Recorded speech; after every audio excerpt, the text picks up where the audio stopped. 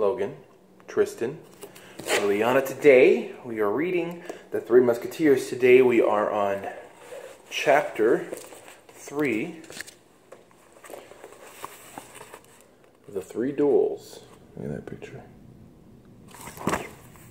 D'Artagnan was in rage as he bounded down the stairs.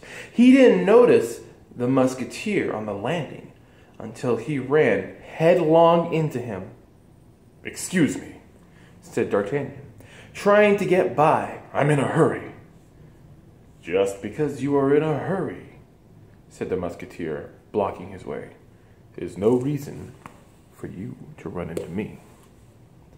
"My God!" cried D'Artagnan, recognizing Athos.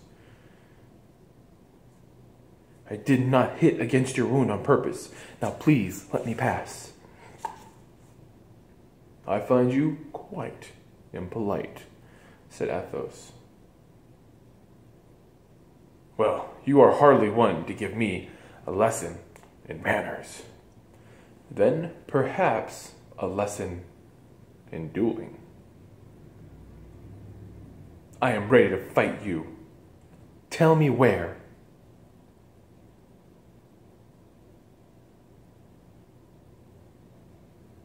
"Behind the Carmelite convent at noon." D'Artagnan nodded and rushed down to the stairs and the courtyard. At the gate to the street stood Porthos and a guard. There seemed to be just enough room between the two men for D'Artagnan to pass through, so he darted into the opening. But at that moment a gust of wind caught the edge of Porthos' cloak and blew it across the opening. D'Artagnan found himself trapped inside the folds of the cloak. "Good Lord!" cried Porthos.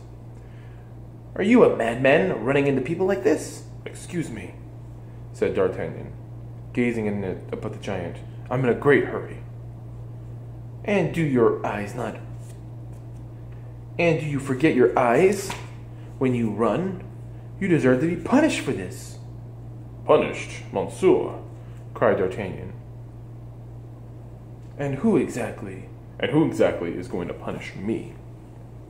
"I, monsieur," cried Porthos. "At 1 o'clock, behind the Luxembourg Gardens." "Very well," said D'Artagnan. As he rushed into the street, he looked around. There was no sign of the stranger in any direction. He ran in and out of the sides of the streets for over an hour, then finally gave up the chase. "What a crack-brained idiot I am," he muttered to himself as he walked. "I've been in Paris for only 3 hours, and I've already made a bad impression on Monsieur de Treville, and I've set up 2 duels with the Musketeers, who could easily kill me. If I somehow survive these duels, I must remember to be more polite in the future." And at that moment, he looked up and saw Aramis talking to 3 guards at the courtyard gate. There's D'Artagnan. He looks like he's running. He's exhausted. Yeah. Over here, you see, that's him running into Porthos. His cloak.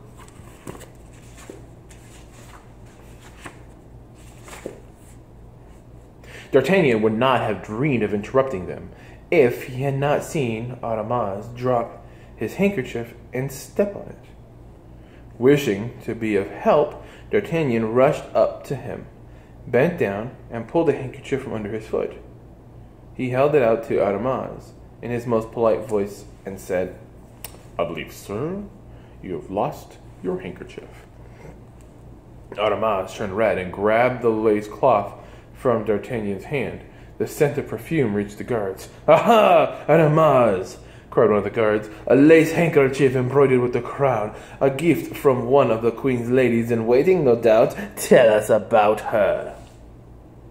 Realizing that he had embarrassed Aramis, D'Artagnan tried to apologize. I hope you will excuse me, sir." "Excuse you?" cried Aramis. Any fool should know that a gentleman does not step on a lady's handkerchief unless he's hiding it." Any fool would know. There's the handkerchief.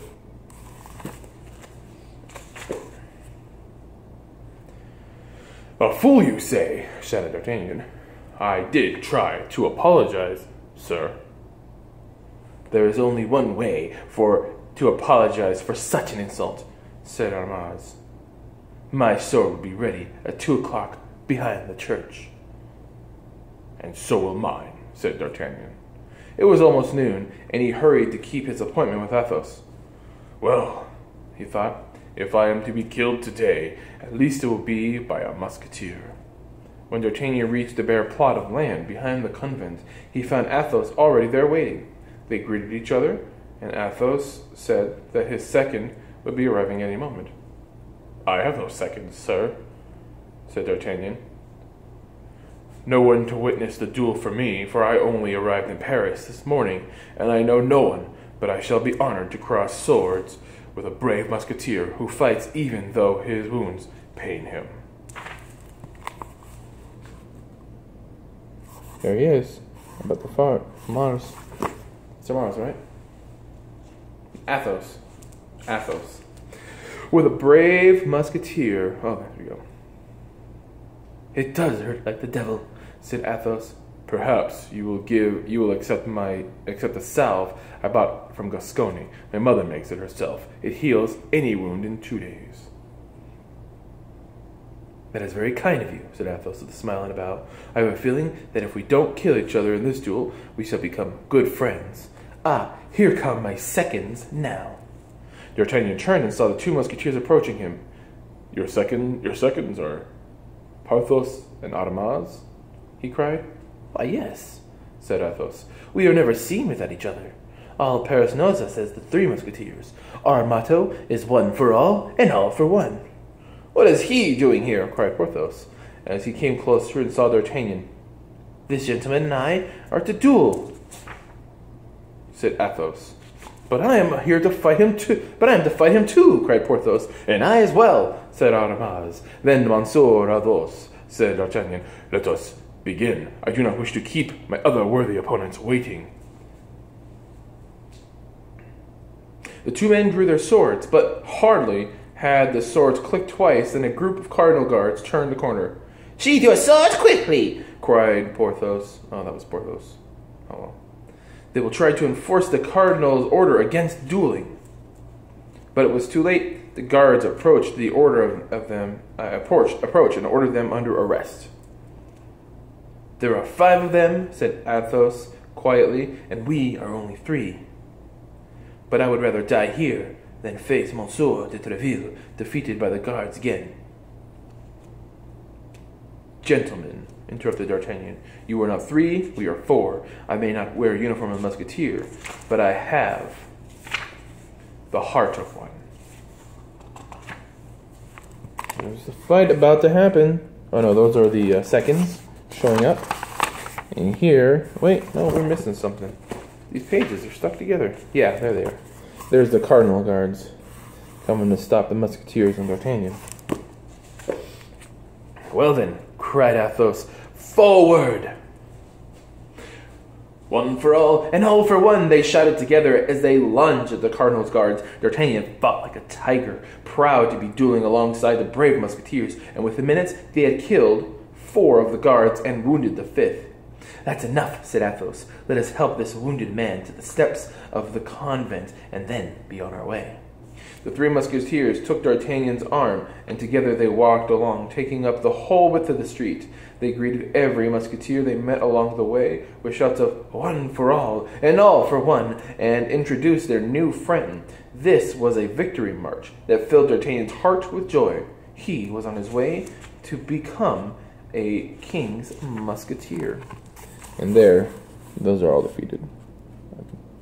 There's 4 of them.